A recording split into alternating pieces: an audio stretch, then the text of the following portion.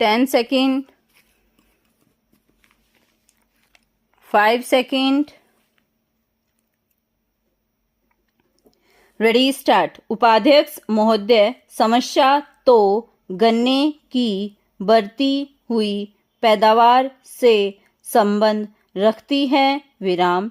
मैं जानना चाहता हूँ कि अगर आपने अक्षेत्रफल कम कर दिया और अक्षेत्रफल को बढ़ने से रोक दिया और उस सूरत में किसान ने पैदावार के अच्छे साधन अपना कर जितनी जमीन में वह गन्ना पैदा करता है उसमें ही अधिक गन्ना पैदा कर दिया तो क्या देश के सामने समस्या खड़ी नहीं होगी?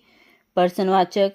मेरा निवेदन है कि यह सवाल घनी खेती का और विस्तार की खेती का नहीं है विराम।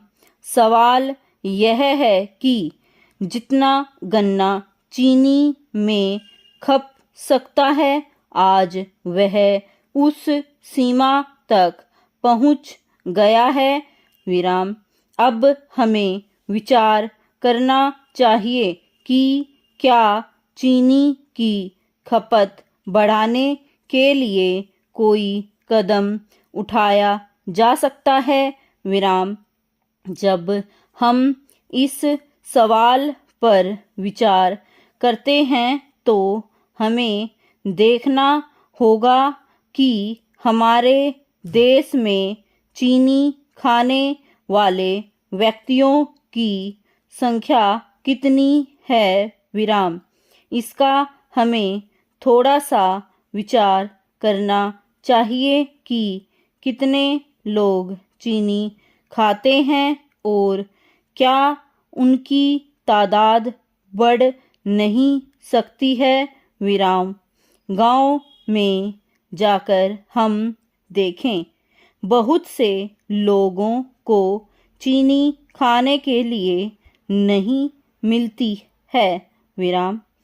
वे चीनी खाना भी चाहते हैं मगर चीनी के दाम इतने अधिक हैं कि उन दामों पर गांव वाले चीनी खरीद नहीं सकते हैं विराम।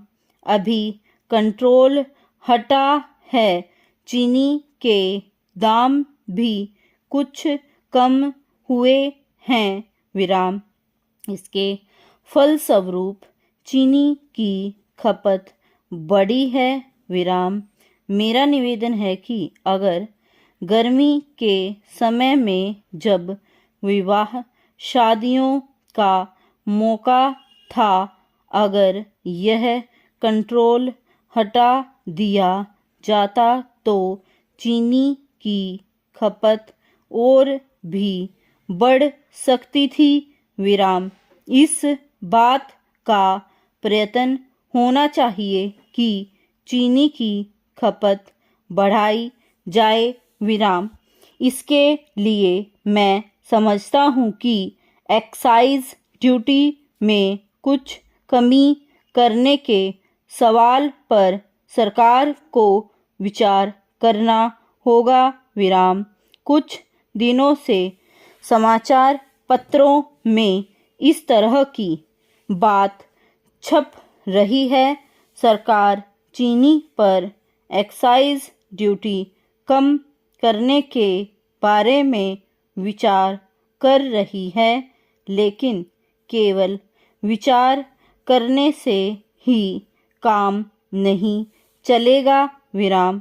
अब समय आ गया है कि इसे क्रियात्मक रूप दिया जाए विराम।